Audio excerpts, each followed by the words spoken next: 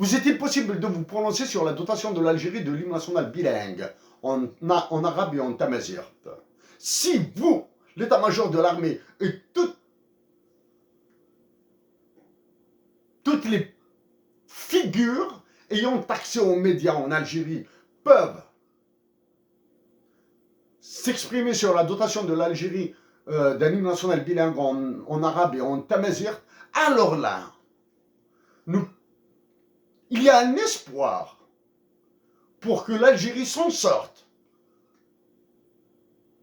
de cet enfer dans lequel elle se trouve et dans l'enfer dans lequel vous allez la mettre. Parce que l'enfer qui attend l'Algérie, celui des négociations, celui des pourparlers, celui de la soumission, demande de la dignité patriotique. Et la dignité patriotique algérienne ne peut être mesurée sans la majorité.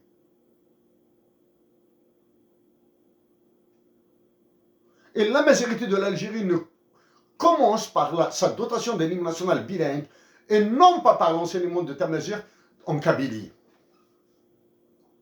Voilà. Et la dignité patriotique de l'Algérie commence par le respect de la Kabylie et non par cet exercice de pression fasciste sur la Kabylie. Voilà, voilà pour le cadre global. Parlons-en maintenant des négociations obligatoires entre l'Algérie et Israël. Au risque de nous répéter, nous l'avons abordé en 2013, dans notre cas. Négociations entre l'Algérie et Israël, nous l'avons abordé en 2013. Maintenant que l'Algérie a eu les autorisations nécessaires de la part de la Palestine et de la Tunisie pour négocier. L'autorisation qui a coûté ce que l'État algérien a donné comme argent à ces deux États. À l'État représentant les Palestiniens et à l'État représentant les Tunisiens. Vous avez eu les autorisations nécessaires. Allez-vous annoncer les négociations avec Israël juste après la signature de la loi des finances? Alors que nous pensons que des discussions, des pourparlers secrets ont déjà commencé.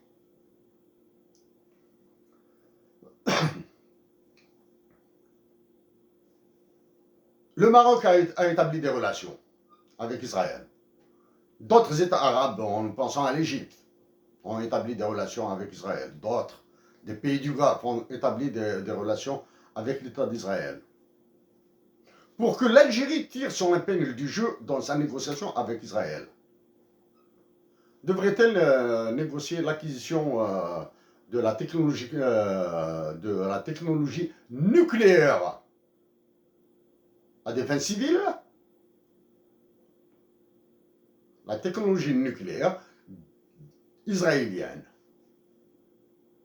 à des fins civiles, à un usage à des fins civiles en Algérie?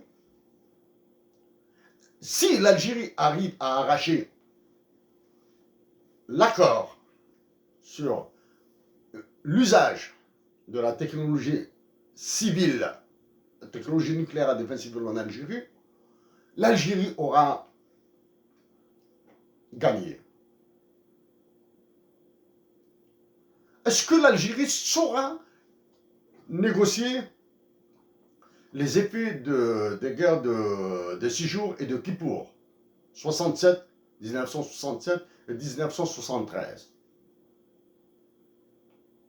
Et nous profitons de l'occasion pour rappeler que durant notre service militaire, l'un de nos officiers, commandant de compagnie plus exactement, a fait la guerre de 73,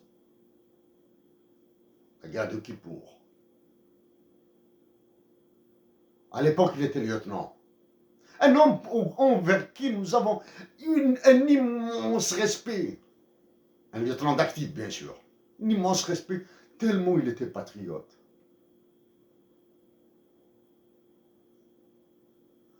C'était un arabisant. Il ne parlait qu'arabe, dialectal ou, on va dire, scolaire, académique.